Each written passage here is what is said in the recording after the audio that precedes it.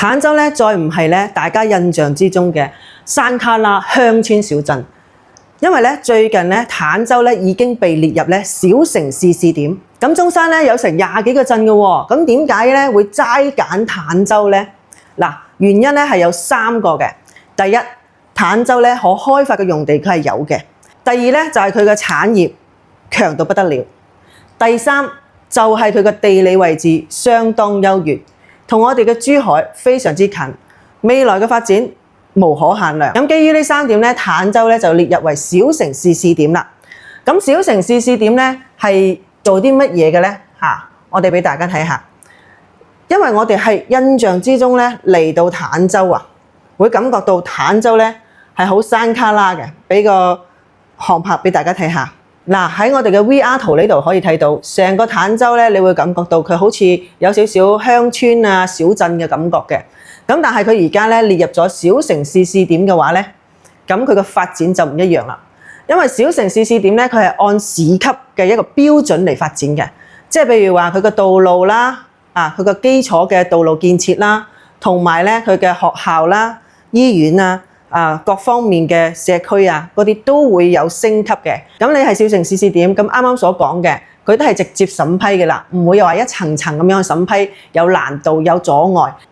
按照佢以前仲未係小城市試點嘅時候咧，以鎮級嘅呢一種咁樣嘅水平咁嚟發展坦洲嘅話咧，佢要發展某一樣嘢，要起路又好，升級學校又好，仲有咧就係嗰個升級呢個醫院都好。佢都係要一層層咁遞上去申請嘅，咁有阻礙噶嘛。但係如果而家咧變咗係一個小城市試點之後咧，所有嘅嘢都快好多即係意思佢個發展會好快。咁其實咧坦洲呢個地方咧，唔好睇佢咧好似哇好鄉村化成個鄉村小鎮咁。其實坦洲咧佢本身就有42萬人口，單係一個坦洲鎮，佢嘅 GTB 就有185億其中咧呢個坦洲仲有係160家高新科技嘅企業，咁亦都有5家咧就係小巨人。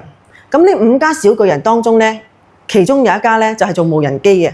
呢個無人機嘅話咧，喺全國可以排得上號。坦洲呢邊嘅佔地咧係擁有130平方公里。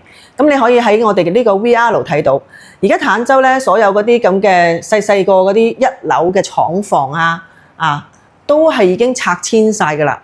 騰至咧有2800畝嘅呢一啲嘅儲備嘅用地，令到咧坦洲呢啲儲備用地非常多。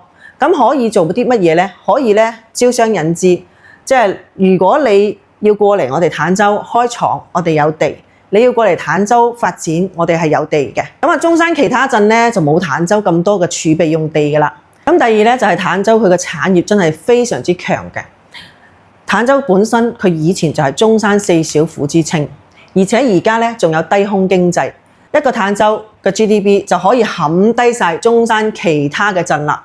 因為中山其他嘅鎮咧個 GDP 係冇坦洲咁多嘅。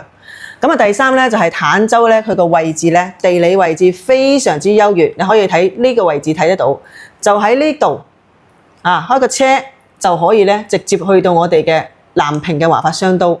總之坦洲咧3面咧都係俾我哋嘅珠海環繞住，所以咧坦洲咧未來嘅發展咧會更加之好。咁我哋而家咧坦洲呢邊喺度賣緊嘅樓盤咧都係8000到15000左右咁大家咧，如果係對於我哋坦洲咧呢個地方想要了解，又想置業嘅，又唔知邊個樓盤好嘅話咧，記得問我攞坦洲嘅買房攻略啦。